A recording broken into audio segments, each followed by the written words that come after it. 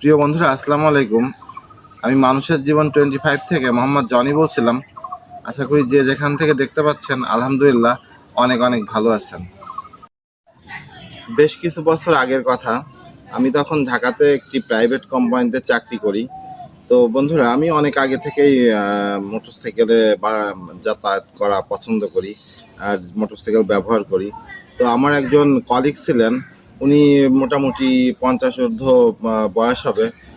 তো উনি আমার সঙ্গে প্রায় এসে জিজ্ঞেস করতেন যে আসলে বাইকের তেল কেমন যায়, তারপরে আপনার এটার মানে প্রাইস কেমন, তারপরে আপনার মানে খুঁটিনাটি বিভিন্ন প্রশ্ন উনি আমার কাছে জানতে চাইতেন যে উনি একটা বাইক কিনবেন, তবে অবশ্যই সেটা জাপানি হইতে হবে। তো আমি বললাম যে আপনি তাহলে এই মানে এইখানে এখানে এখানে আপনারা আপনি যোগাযোগ করতে পারেন, দেখতে পারেন। মানে উনি একটা সেকেন্ড হ্যান্ড বাইক কিনবেন আর কি।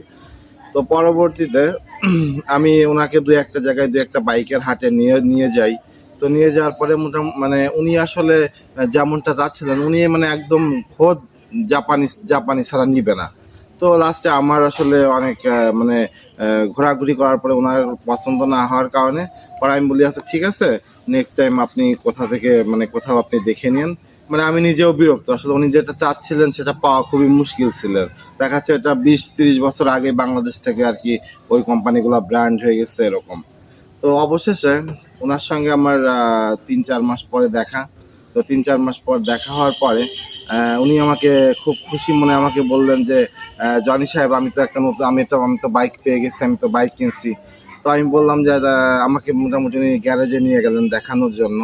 তো আমি গ্যারেজে গেলাম, যাওয়ার পরে দেখলাম যে সে অনেক পুরানো একটা বাইক কিনছেন টু স্ট্রোকের। তো টু স্ট্রোকের বাইকটা বেশ অনেক পুরানো, একদম জাপানি একটি বাইক, জাপানি একটি কোম্পানির বাইক।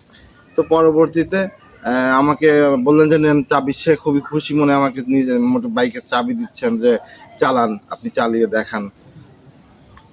তো বন্ধুরা, আমি বাইকের স্টার্ট দিতে গেলাম। তো মোটামুটি আমি 8-10 কিক মারার পরেও স্টার্ট হচ্ছে না, মোটামুটি আমি একদম ঘেমে গেছি। তো আমি বললাম যে কই বাইকে তো স্টার্ট দিতে পারতেছি না।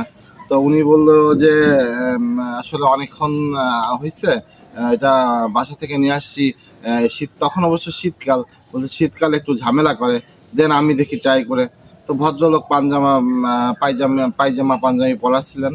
উনি বেশ 20-30টা কিক মারার পরে পুরো ঘেমে খুবই বাজে একটা অবস্থা ওনার, তবু বাইকের স্টার্ট দিতে পারতেছে না।